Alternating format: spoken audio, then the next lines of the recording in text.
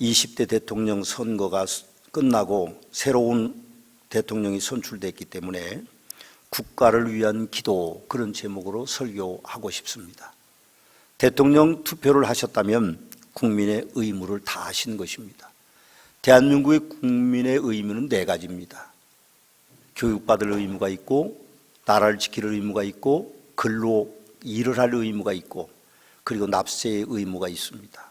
여기에 더하여 우리 교인들은 나라를 위해서, 또 나라의 지도자들을 위해서, 위정자들을 위해서 기도해야 될 의무가 하나 더 추가되는 것입니다. 혹시 여러분이 선택한 분이 대통령이 되지 아니하셨더라도 우리는 대한민국을 위해서 기도해야 될 의무가 있습니다. 디모데전서 2장 1절에 3절 말씀에 보면, 내가 첫째로 권하노니 모든 사람을 위해 간구와 도고와 기도와 감사를 하되 임금들과 높은 지위에 있는 모든 사람을 위하여 하라. 이는 우리가 모든 경건과 단정함으로 고요하고 편안한 생활을 하려 함이라. 이것이 구주 하나님 앞에 선하고 받으실 만한 것이니, 그렇게 말씀하셨기 때문에 우리는 내가 뽑지 않든 뽑았든 상관없이 나라의 위정자를 위해서, 나라의 평안을 위해서 기도해야 될 의무가 우리에게 있습니다. 오늘 본문에는 이사야는 국가를 위해서 기도하고 있습니다. 이사야는 국가의 고위 관료였고 제사장이었습니다.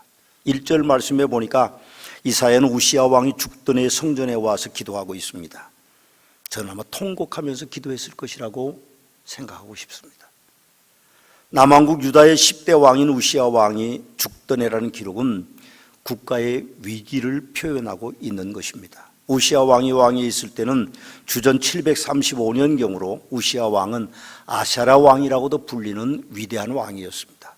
우시야 왕의 이름의 뜻이 여호와가 강하게 하신다는 것처럼 그의 임기 52년 동안 그런 농업을 개발하고 예루살렘 성벽을 강화하고 군사력을 증진해서 서쪽으로는 블레셋을 땅을 점령하고 남쪽으로는 아라비아를 점령하고 동쪽으로는 암몬을 점령하여서 그들에게 조공을 받을 정도로 부강한 나라를 이룬 우시야 왕이었습니다. 그러나 역대하 15장에 가서 보시면 우시야 왕은 나라가 번성하게 되었을 때 교만해졌습니다. 그래서 제사장들만이 할 수 있는 성전에 분향하는 일을 자기가 하려고 시도했습니다.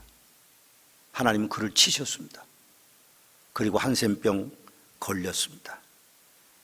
그의 아들에게 왕위를 물려주고 죽는 날까지 한센병으로 고생한 그런 왕이었습니다. 그가 죽었을 때에 이사야는 국가를 위해서 성전에 와서 통곡하면서 기도했습니다. 이사야의 기도는 국가의 위기 때 드리는 기도였습니다. 1절에 4절 말씀에 보니까 우시야 왕이 죽던 해 내가 본 주께서 높이 들린 보좌에 앉으셨는데 그의 옷자락이 성전에 가득하였고 서랍들이 모시고 섰는데 각기 6날개가 있는데 그 둘로는 자기 얼굴 가렸고 둘로는 자기 발을 가리고 둘로는 날며 서로 불러 이르되 거룩하다 거룩하다 거룩하다 만군의 여호와여, 그의 영광이 온 땅에 충만하도다 하더라.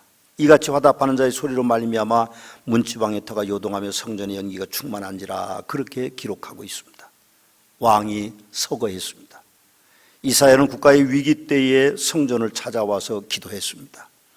그러다 환상을 보는 것입니다. 여러분, 하나님께서 스랍 천사들을 대동하시고 임하셨습니다. 하나님을 모시는 스랍 천사들이 서로 불러 이르되 거룩하다 거룩하다 거룩하다 만군의 여호와, 그의 영광이 땅에 충만하다 할 때에 이사야는 자기가 죽을 것을 직감했습니다. 하나님을 만나면 죽는 것이었습니다. 그러나 놀랍게도 하나님은 문지방의 터가 요동하며 라는 국가의 위기를 그에게 말씀하고 계십니다.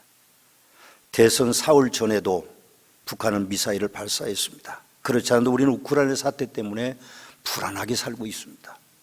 여러분 마음 편하신지 모르겠는데 제가 생각하기에는 우리나라는 중국과 러시아와 일본과 미국의 강대국의 틈바구니 속에 있습니다. 우크라이나를 돕는 나라는 실제적으로 없습니다. 무기를 대주고 용병들이 가서 도와주기는 해도 강대국 러시아를 상대하기는 어렵습니다. 우리나라도 마찬가지입니다. 만일 전쟁이 일어나면 우리나라를 도울 나라가 있을까요? 일본이 우리를 돕겠습니까? 러시아가 우리를 돕겠습니까? 중국이 우리를 돕겠습니까? 북한이 우리를 돕겠습니까? 없습니다.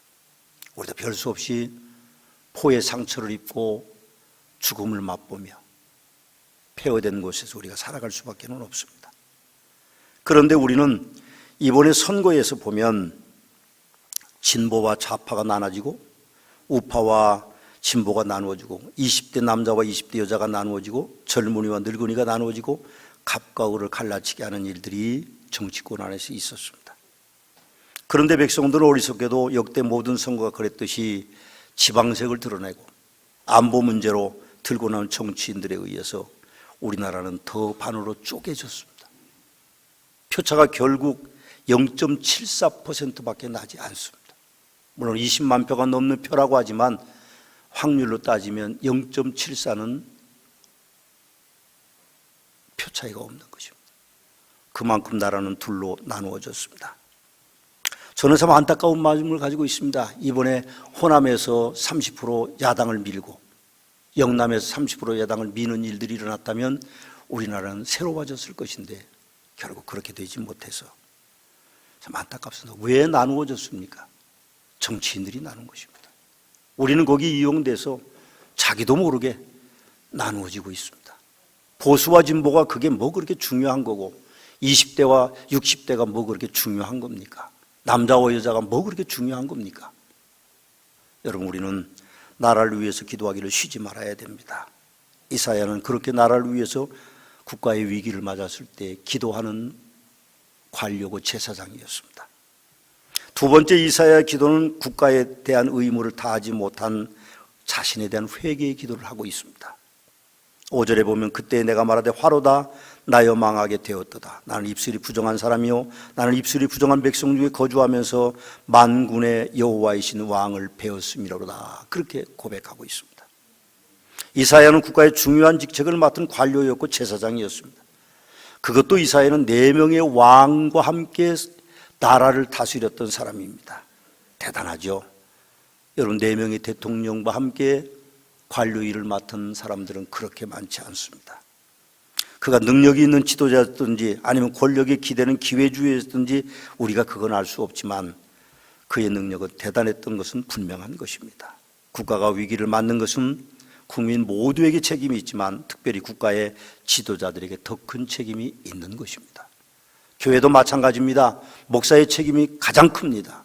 교회 모든 사역은 목사의 능력 아래에 있다고 저는 믿습니다. 그러나 목사의 개인적인 능력만으로는 교회가 부흥될 수 없습니다. 교회 구성원들이 목사와 원팀이 되는 것이 중요합니다. 저는 교회 구성원들이 세상적인 자질을 말하고 싶지 않습니다. 교인들이 세상에 어떤 직분이 있고 어떤 위치에 있고 얼마나 많이 가졌느냐고 저는 그렇게 표현하고 싶지 않습니다. 중요한 것은 하나가 되는 것이 중요한 것입니다. 저는 가끔 TV 프로그램 가운데 강철부대 프로그램을 봅니다.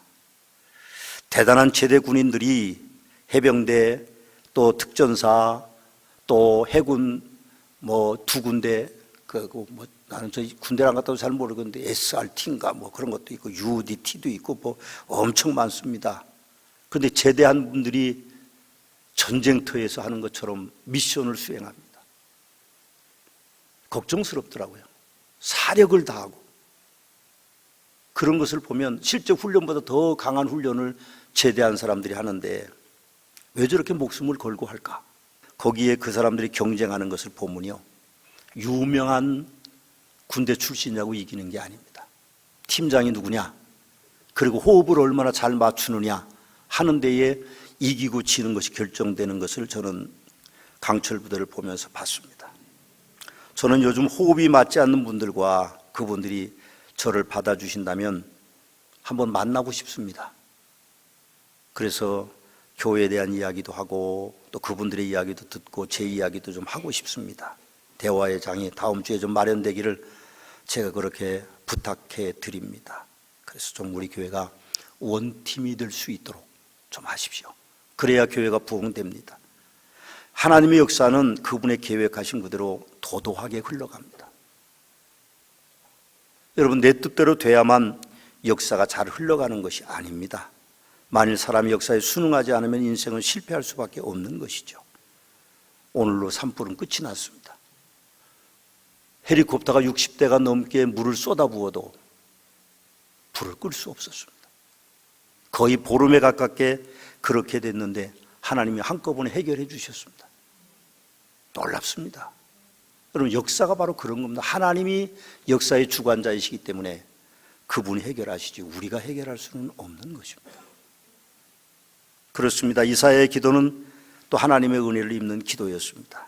6절과 7절 말씀해 보면 그때 그 서랍 중 하나가 부젓가락으로 제단에서 집은 핀 숯을 손에 가지고 내게로 날아와서 그것을 내 입술에 대며 이르되 보라 이것이 내 입에 닿았으니 내 악이 제하여졌고 내 죄가 사하여졌느니라고 그렇게 말씀을 기록하고 있습니다. 여호와 하나님 앞에 의로운 사람은 없습니다. 시편 14편에도 어리석은 자는 그 마음에 이르기를 하나님이 없다 하는도다. 그들은 부패하고 그 행실이 가증하니 선을 행하는 자가 없도다. 여호와께서 하늘의 인생을 굽어 살피사 지각이 있어 하나님을 찾는 자가 있는가 보려 하신즉 다 치우쳐 함께 더러운 자가 되고 선을 행하는 자가 없으니 하나님 하나도 없도다라고 말씀을 기록하고 있습니다. 말씀을 묵상하는데 저는 이사야라는 관료가 4명의 왕을 보필했으니 왕들의 신임을 받았을 뿐 아니라 백성들의 신임도 저는 받았을 것이라는 생각이 들었습니다. 근데 우시야 왕이 죽던 해 이사야 성전에 와서 통곡하고 있습니다. 자기 측근을 모임을 갖지 않고 새로운 왕과의 어떤 미래의 계획을 세우기 이전에 백성들을 설득하기 전에 하나님의 성전에 와서 기도하기를 우선했습니다. 나병 환자로 전락한 왕이 왕국의 뒷방 늙은이로 살다가 죽었는데 뭐 그리 슬펐을까요?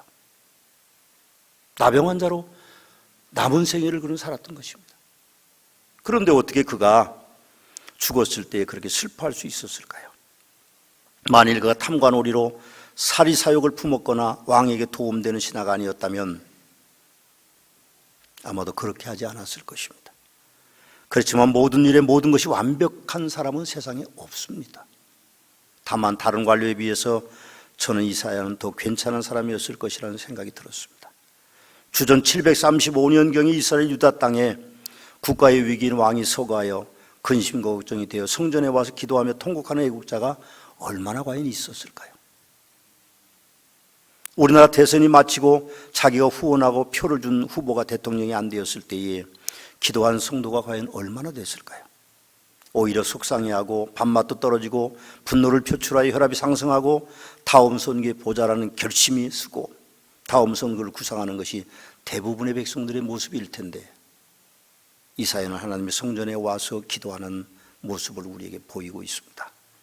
성도된 우리는 정의당을 후원했거나 민주당을 후원했거나 또 혹은 국민의힘을 후원했거나 이제는 새로 세워진 대통령이 우리나라를 잘 이끌어 위대한 대한민국을 세워가도록 기도해야 될 의무가 우리에게 있습니다. 우리는 기도해야 됩니다. 네 번째로 이사야의 기도는 국가를 위해서 헌신을 다짐하는 기도였습니다.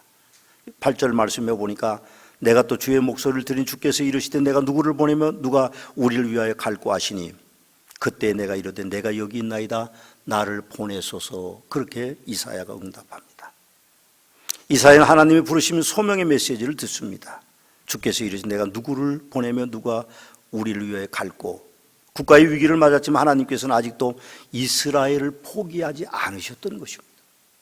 아직도 하나님의 뜻이 전파되기를 하나님은 원하고 계셨던 것이죠. 마찬가지입니다. 대한민국 국가의 위기를 맞았어도 하나님께서는 성도들의 기도로 우리나라를 지켜오셨습니다. 외정 36년 동안 기도하는 우리의 선조 그리스도인들이 있었습니다.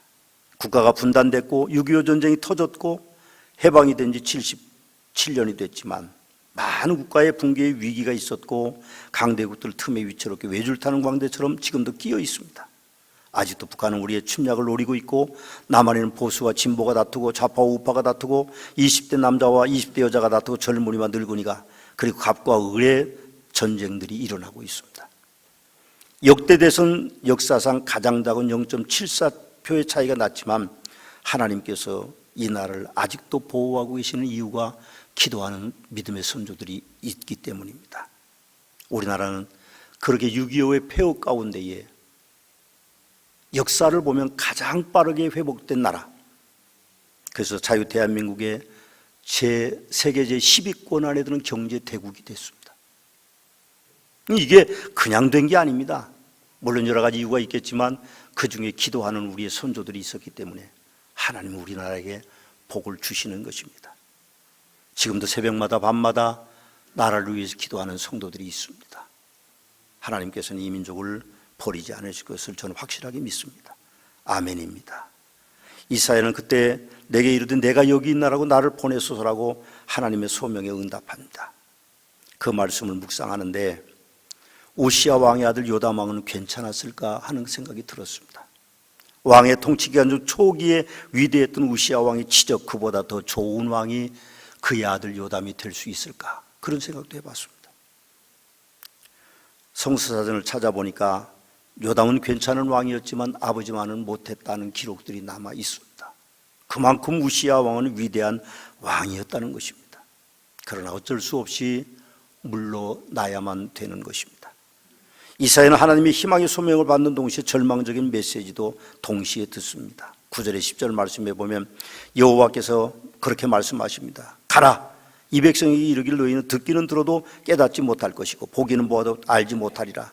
이 백성들의 마음이 둔하게 하며 그들의 귀가 막히고 그들의 눈이 감기게 하라.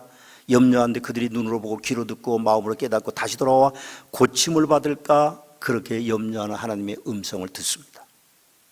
그때 이사야는 그렇게 묻습니다. 주여 어느 때까지니까? 이사야의 질문에 하나님께서 말씀하시는 것은 절망적입니다. 성읍들이 황폐해지고 주민이 없고 가옥들이나 사람들이 없고 이 토지는 황폐하게 되며 여호와께서 사람들을 멀리 옮기셔서 이 땅 가운데 황폐한 것이 많을 때까지라 그렇게 대답하십니다. 제가 이사야였다면 속상했을 것입니다. 가라! 그렇게 말씀하시면 예비된 성도들이 있을 것이라고 백성들이 있을 것이라고 말해주면 좋을 텐데 그렇게 하지 않으셨습니다. 황폐한 땅이 황폐한 그 민족의 상황을 설명하고 있습니다. 이사야가 그 이후에 586년경에 약 100년 채 안 됐을 때의 나라가 망했습니다. 때로는 그럴 때가 있습니다. 아무리 목사가 목소리를 외치고 39년 동안 설교해도 전혀 변하지 않는 사람들이 있습니다. 변하지 않는 것은 놀라운 일인데 그래도 39년 동안 여전히 교회에 나오는 성도들이 있어 더 놀라운 일입니다. 저는 감사하고 있습니다. 이사야 눈의 삶의 죽음에 관해서 역사를 살펴보니까 하나님의 그 말씀이 실감이 납니다. 이사야 제사장은 므낫세 왕 때 톱으로 켜서 순교를 당했습니다. 톱으로 켜서 순교를 당했어요. 마지막으로 이사야의 기도는 확실하게 응답받는 기도였습니다. 13절 말씀입니다. 그 중에 10분의 1이 남아있을지라도 이것도 황폐하게 될 것이나 밤나무와 상수리나무가 배임을 당하여도 그 그루터기 남아있는 것 같이 거룩한 시가 그 땅의 그루터기니라 그렇게 말씀하셨습니다. 이 말씀에서 거룩한 시는 예수 그리스도를 가르치는 것입니다. 메시아를 가르치는 것이죠. 이사야 53장에서 메시아에 대한 예언을 이사야는 이렇게 우리에게 전해주고 있습니다. 그는 주 앞에서 자라나는 연한 순 같고 마른 땅에서 나온 뿌리 같아서 고운 모양도 없고 풍채도 없은즉 우리가 보기에 흘만한 아름다운 것이 없도다. 그는 멸시를 받아 사람들에게 버림을 받았으며 간고를 많이 겪었으며 질고를 하는 자라 마치 사람들이 그의 얼굴을 가리는 것 같이 멸시를 당하였고 우리도 그를 귀히 여기지 아니하였도다. 그는 실로 우리의 질고를 지고 우리의 슬픔을 당하였건 우리는 생각하기를 그는 징벌을 받아 하나님께 맞으며 고난을 당한다 하였노라. 그가 찔림은 우리의 허물 때문이고 그가 상함은 우리의 죄악 때문이라. 그가 징계를 받아 우리는 평화를 누리고 그가 채찍에 맞음으로 우리는 나음을 받았도다. 우리는 다 양 같아서 그릇 행하여 각기 제 길로 갔거늘 여호와께서는 우리의 모든 죄악을 그에게 담당시키셨더라고 그렇게 예언하고 있습니다. 그 예언이 이루어졌습니다. 마태복음 1장 1절에 보면 새로운 세계가 열립니다. 아브라함과 다윗이 다준 예수 그리스도의 계보가 열리는 것이죠. 하나님의 구원의 역사의 문이 열리는 것입니다. 아멘입니다. 이사야의 기도가 확실하게 응답받는 기도였듯이 여러분과 저의 드리는 기도도 확실하게 응답을 받습니다. 저는 확실하게 믿습니다. 기도하면 하나님이 들으실 것이고 그리고 우리의 기도에 응답해 주시는데 하나님의 뜻대로 응답해 주십니다. 내 뜻이 아닙니다. 1983년 7월 1일에 제가 서문화교회 12대 담임 목사로 부임해 왔습니다. 서문화교회는 제가 부임하기 전 담임 목사님에게 듣던 것보다 더 열악한 환경이었습니다. 몇 명 되지 않는 지칠 대로 지친 성도님들이 계셨습니다. 헌금은 교회 부처의 이자를 감당할 정도로 사채로 얻어 썼는지 어려웠습니다. 교회는 선풍기 한 대도 없었습니다. 목사의 사택은 조립식 담장용으로 사용하는 재료로 지어져서 보온이 되지 않고 천정은 사람 키만큼밖에 되지 않았습니다. 장롱이 들어가지도 못해서 지금은 우리 교회 장로님이 되셨지만 당시에는 다른 교회 성도였던 분이 오셔서 천정을 뜯고 스레트까지 지붕을 올리고 그래서 농을 몇 달 만에 들여놨습니다. 어제 제가 그분과 통화하면서 감사하다는 말씀을 다시 드렸습니다. 목사의 가족이 먹을 양식도 없었는데 이자를 받으러 오는 여자분이 예배가 마치면 기가 막히게 시간을 알고 교회 앞에 서 있습니다. 매주 좋았습니다. 한꺼번에 받아갈 수 없는 거라서 헌금을 나오면 그대로 전액을 가지고 갔습니다. 제 사례비가 3만 원이었는데 3만 원 제대로 받은 적이 없습니다. 당연히 받으러 와야 되는 그분이 다 가져가서 너무 없어서 애매하게 그분을 미워한 적도 있었습니다. 사실 그분을 미워해서는 안 되는데요. 그런 중에 하나님께서 저를 감동시키셔서 서문화교회 오차오기는 계획을 세우게 하셨습니다. 그 중요한 몇 가지를 제가 말씀을 드리면 10명도 모이지 않았을 때에 하나님은 저에게 3,000명이 성도가 모일 것이라는 영감을 저에게 주셨습니다. 그리고 600평 대지를 주실 것이고 당시 대전시 전체 교회에 400평 본당이 있는 교회가 없었습니다. 아무리 커도 400평이 되지 않았는데 저에게 400평 본당과 사립학교 건립에 영감을 주셔서 제가 오차오기는 계획을 세웠습니다. 양복 한 벌로 봄, 여름, 가을, 겨울을 지내는 목사가, 아내에게는 월남치마 하나로 못을 내게 하는 목사가, 가족은 굶기는 목사가 페인트 한 동이면 교회 내부를 덧칠할 수 있어서 재직회를 소집해도 부담으로 도망갈 수밖에 없는 직분자들과 함께 일해야 되는 목사가, 성도님과 사모까지도 이해할 수 없는 서문화교회 오차오기는 계획을 발표했습니다. 그리고 저를 하나님 기도하게 하셨습니다. 제가 오차오기는 계획을 이야기했을 때 우리 친구 목사들은 나보고 미쳤다고 그랬습니다. 어떻게 그 용서도 골짜기에서 3,000명을, 어떻게 용서도 골짜기에서 600평을, 어떻게 용서도 골짜기에서 400평을 본단을 가지느냐고 그렇게 나보고 미쳤다고 그랬습니다.